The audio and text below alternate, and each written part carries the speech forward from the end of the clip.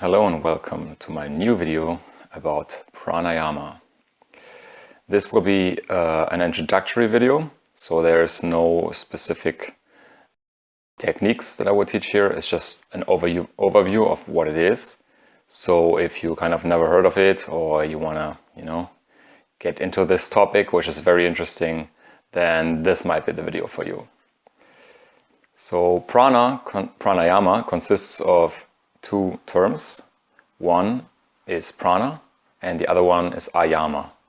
While prana is the same as chi, or life force, life energy, ayama means something like to control. So in that sense, it's kind of the same thing as qigong. But if you know qigong, that is, they have these soft movements and you actually try to control and feel the life energy. But pranayama doesn't use a lot of bodily movements and focuses almost completely on the breath. So there are tiny, subtle things that you do with your body, but it's completely focused on your breath. So the main goal, I would say, is first of all to establish good health for you, and then also what also is backed up by science by now is that if you use proper techniques, you can bring your brain into certain brainwave patterns that are usually considered to be these higher states of love and where you feel interrelated with everything and this kind of stuff. So yeah, there's a lot of advantages, but for me personally, these two are already completely sufficient. Because, well, if you think about it, what's the most essential thing that you need to do with your bodily needs? It is actually not food, it is not water, it is not sex or whatever, and it's also not winning computer games, but it is to breathe. Because if you stop breathing for just a few minutes, then most likely you will die from that. So I decided to make this video because I figured, well, what's so essential that I haven't completely not spoken about? And I was recently browsing YouTube and found this video about how with certain pranayama techniques you can bring your brain into the gamma waves, which is very, very interesting because these have only recently been discovered and associated with like paranormal abilities even, and very advanced states of meditators. So, but what I wanted to say is that this topic of breath is so important because if you breathe in an incorrect manner, that also leads to a lot of disease. And it's not very well known yet in mainstream because, especially mainstream medicine wants to sell their products. And of course, for breathing, you don't need any product. So I recently found also a channel that talked about all the science backing up, the health benefits of proper pranayama techniques and how it even surpasses just like running in as a comparison to just breathing without doing any physical exercise. So it's a very interesting thing, and there are so many things that you can do with pranayama, like so many different aspects of how you can tune your breathing.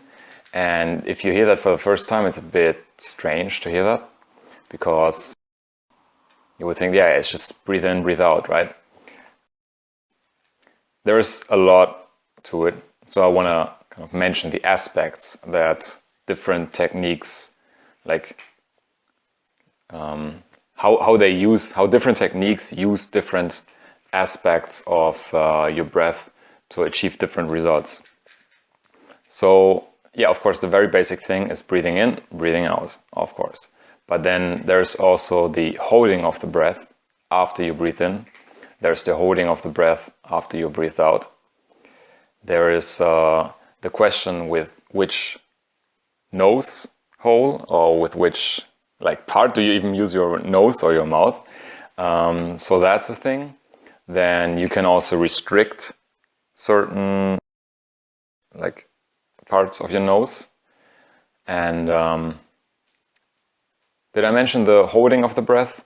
So that's definitely something that is very essential to pranayama, because I would say that I guess the main idea is that you try to make your inhale, exhalations and holds as long as you can without being strenuous. So it's not the idea of pranayama like in extreme sports where you kind of go over your limit or something, but you will notice that there is some kind of a training effect.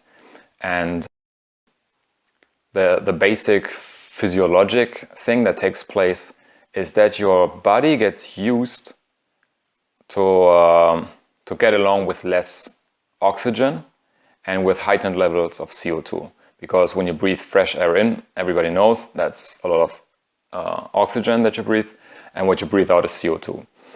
And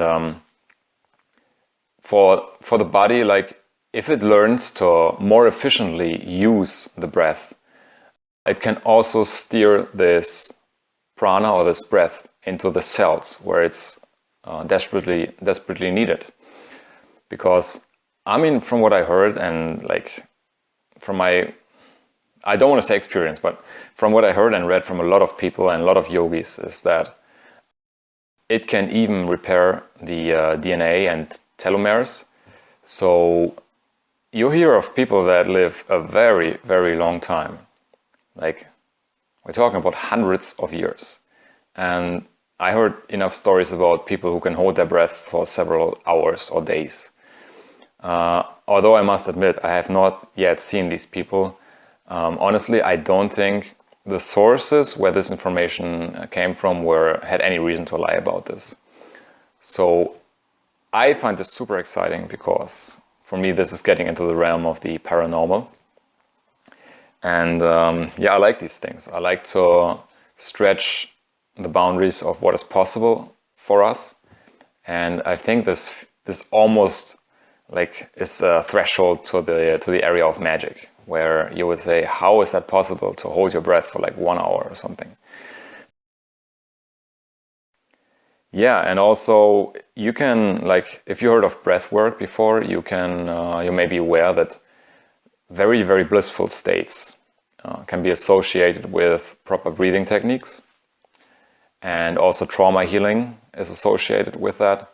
So like, I don't want to say I know all the secrets, definitely not, but I can tell you there are so many secrets hidden in our breath that it's crazy. And basically, I mean, the idea of this video is also to remind you that, you know, this is a topic that is so essential, but hardly anyone talks about this. Yeah, I want to come back to another very important aspect, which is always breathe through your nose. Obviously, you can also breathe through your mouth,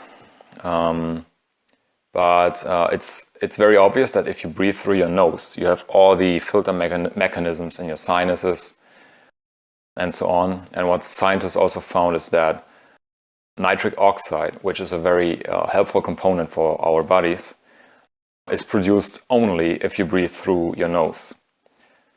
And with pranayama, I mean, there's also techniques to even increase that amount of nitric oxide, which is very, very interesting, by 15-fold, by the way. It's super interesting. And but if you breathe through your mouth, you don't have these filter mechanisms, and you can test it out yourself right now. If you breathe like through your mouth, as opposed to through your nose, you will maybe notice that the air goes slightly more like this, like you breathe more like this, so your shoulders have a tendency to go up. Also, another aspect that goes hand in hand with this is whether or not, like, whether you breathe into your belly or into your upper chest, because it's considered very unhealthy. And if you just try it out now, you will notice that this doesn't feel right. If you breathe like this and you have your shoulders here, because you feel like this is where the air is stuck. You can feel that everything is tense around in this area. And like, if you see someone like this, does that look healthy to you? No. So you should have your shoulders down also. And all these things, like, as I said, the breath is so much associated with a lot of diseases. And also diseases are associated with your body postures. Like if you sit in front of a computer like this all the time, this is also very unhealthy. So everything is kind of interconnected, and the breath is like combined with your awareness.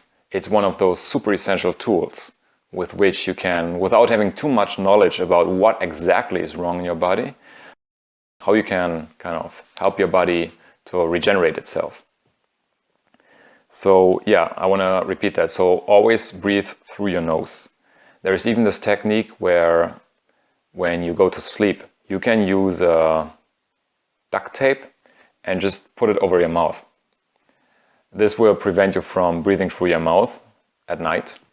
And if you're unsure of whether you do it or not, it's like very easy to find out, because if you wake up and you have a dry mouth, that means you breathe through your mouth, and that is very, very unhealthy. Also, like with sports performance, they found, like, they measured all sorts of things, so many different studies, and basically always they found out that people who breathe through their mouth will have a worse performance and will have a tendency to get sick more often than the people breathing through the nose. So, and some of these techniques, I think one was Bastrika, if that doesn't tell you anything right now, but maybe you heard of it, but one of these techniques even, you know, surpasses like regular other sports in terms of efficiency for the benefits for your body. So pranayama can even sometimes be, I don't know, maybe always, I don't know, can even be more efficient in terms of helping your body to regenerate than sports. Also because with sports there is this tendency that you do like wrong movements and that you exert yourself too much. And with pranayama, I think the risk for this is very, very low. Pranayama also uses something called bandhas. It translates to locks, where you, how do you say that in English? Like where you contract certain areas of your body. Usually it will be your throat, and then it's at your perineum and something in your belly area.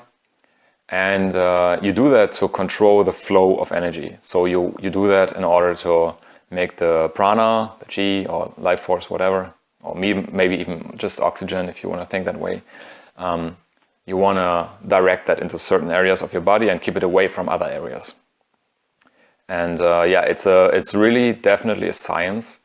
And I think what's really cool is that modern science caught up to this ancient yogic knowledge. Because I can totally understand if someone hears stories like this and like, yeah, it's super healing for everything, you just breathe through your nose and blah, blah, blah. But if it's not backed by some kind of science, I can understand that people are like questioning such kind of statements where they promise to, you know, help you heal certain diseases and so on. So yeah, this is one of the cool things that modern science has caught up to this knowledge. So there's a lot of books, of course, about this topic, and this video, as I said, is just an introduction. I just want to mention one book that I have, which could be interesting to you. It's from BKS Iyengar, and I think in English it should be Light on Pranayama or something, because I just have it in German, so I'm not sure. And what he basically did in his book is he describes, it's more or less a cross product of all the possible ways in which you can breathe. And by the way, I forgot like one aspect. I mean, there's maybe more aspects to it, but I just want to mention one more aspect, is that usually the yogis associate the right side with the male and heat, and the left side with the female and the cold. So depending on which side of your nose you use to breathe in, this will produce also either a heating or a cooling effect on your body. And also there are other methods, like, just as a small side note, something called Chitali. It goes like this. And if you try that out yourself, you will notice that the air is very, very cool. So if it's a very hot day, you can try this out. I mean, maybe if nobody's looking, but you can try this out yourself. And just after a few breaths, you will notice that somehow your tongue is cooling the air that enters your body. It's a really neat little feature.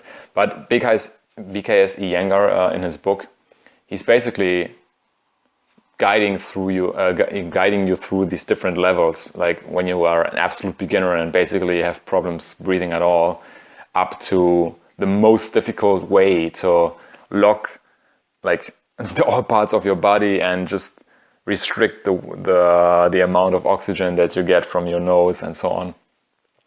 So yeah, he's a very well-known yogi these days, and I think the book is kind of good, but it's mostly, like, as I said, more or less a cross product of all the different things.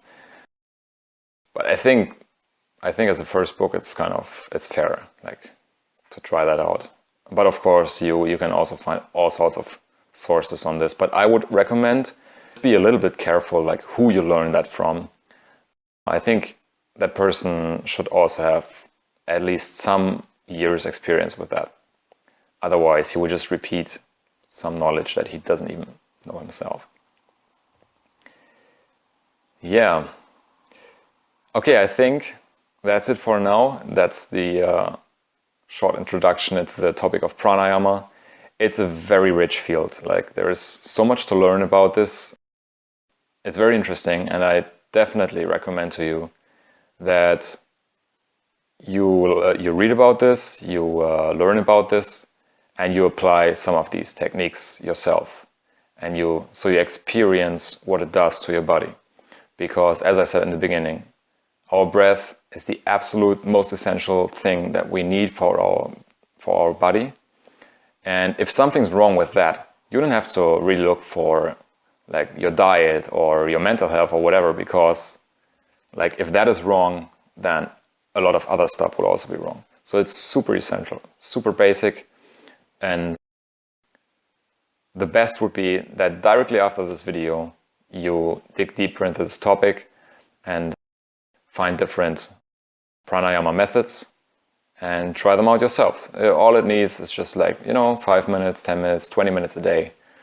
And I hope that you have very positive effects from your training, and see you in my other videos.